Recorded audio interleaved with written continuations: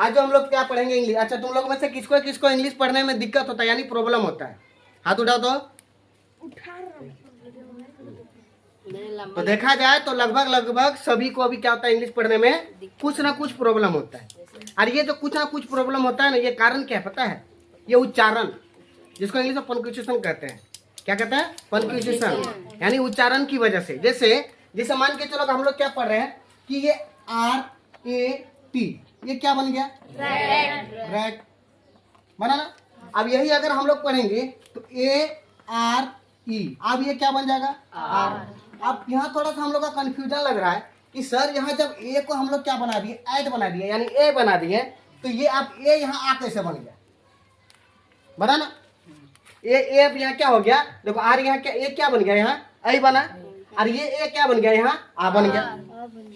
अब इसी में हम लोग कंफ्यूज हो जाते हैं कि सर अगर मान के चलिए हम लोग को अगर सिखाया होता कि ए को हम लोग ए पढ़ेंगे तो हर जगह ए पढ़ते हैं, तो इसको भी हम लोग क्या पढ़ते हैं? आर पढ़ते हैं। आर पढ़ते क्या? आर पढ़ते हैं? नहीं पढ़ते। क्या पढ़ते हैं? आर पढ़ते हैं। लेकिन ये क्या बन रहा है? आर बन रहा है। अब ये क्यों बन रहा है? उसी तरह से अगर देखा जाए तो अगर हम लोग आर इसको बोल रहे हैं तो इसी तरह से ALL लिखेंगे तो ये क्या होना चाहिए? तो इसको तो हम लोग तब आल पढ़ना चाहिए था। आल पढ़ना चाहिए था ना। इसको क्या पढ़ना चाहिए? आल। लेकिन हम लोग पढ़ते क्या है? और पढ़ते हैं। और पढ़ते हैं ना। तो ये क्या हम लोग का कुछ ना कुछ यहाँ कंफ्यूजन लगा रहता है कि कहीं ये क्या बन जाता है, कहीं ए बन जाता है, तो कहीं ये क्या करता है? आ बन जाता है, तो कहीं ये क्या करता है? ओ बन जाता है। तो ये बनता क्यों है? ये किसके लिए बनता है? क्या कारण हो सकता है इसका? इस तरह का ये कैसे हुआ है कि नहीं?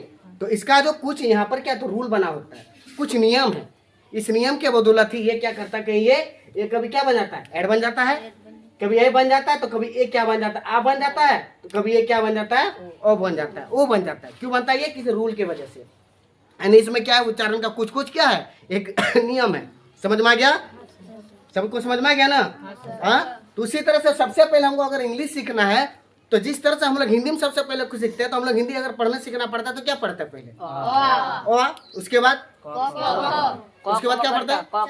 को पढ़ते हैं। यानी स्टार्टिंग देखा जाए तो पहले आ पढ़ते हैं, उसके बाद क्या पढ़ते हैं? को पढ़ते हैं ना। तो उसी तरह इंग्लिश में भी हम लोग को स्टार्टिंग के लिए क्या पढ़ना होगा? पहले क्या पढ़ना होगा? वोवेल। क्या पढ़ना होगा? क्या पढ़ना होगा? वोवेल। और दूसरा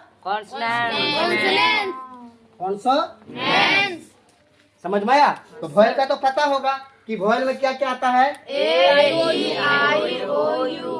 A-I-O-U है ना। अब कॉन्सोनेंट्स क्या होगा कि A-I-O-U छोड़ करके जितना भी लेटर्स होगा सबका सब क्या होगा? कॉन्सोनेंट्स। यानी टोटल कितना लेटर होगा इसमें? 21। कितना लेटर? 21। समझ में आया ना? इसमें कितना? 5 गो, इसमें कितना? 21। ठीक है। तो इसी का जो वोवेल है, इसी से तुम लोग को कुछ कुछ उच्चारण, कुछ कुछ नियम ऐसा उच्चारण का जो तुम लोग को सिखाएंगे। ठीक है। तो ए का जो होता है, ए का टोटल कितना नियम होता है? 12 नियम होता है। कितना? 12। और 10 का ई का कितना? 10 गो। आई का कितना? 9 गो। और ओ का कितना? 12 गो। और यू का देखा जाए तो इसका भी 9 गो है। ये टोटल क्या है? नियम है। क्या है? नियम। जब इस नियम को तुम लोग पढ़ लेगा ना तो आराम से तुम लोग क्या कर सकता है? इंग्लिश पढ़ने आराम से सकेगा, दिक्कत नहीं है। बस शर्त होता है कि नियम जानना। इसमें से अगर देखेंगे तो नियम का सबसे ज्यादा, यहाँ कोई भी चीज के लिए नियम का होना बहुत जरूरी है ना। तुम लोग में से कौन कौन खाना बनाया है? सब्जी बनाया। अब मान के चलो अब तुम लोग कभी सब्जी बनाया ही नहीं है तो क्या स्वाद लगेगा? नहीं। अगर तुमको नियम पता है कि किस तरह से बनाया जाए तो 100% क्या होगा? वो स्वाद बनेगा और आसान भी लगेगा। और जो कभी नहीं बनाया, उसको नियम ही पता नहीं है, तो क्या बना नहीं सकेगा? नहीं। तो उसी तरह हम लोग का जो इंग्लिश का नियम, जो पढ़ने का, उच्चारण करने का नियम नहीं पता है, इसलिए हम लोग क्या करते हैं? इंग्लिश नहीं पढ़ पाते।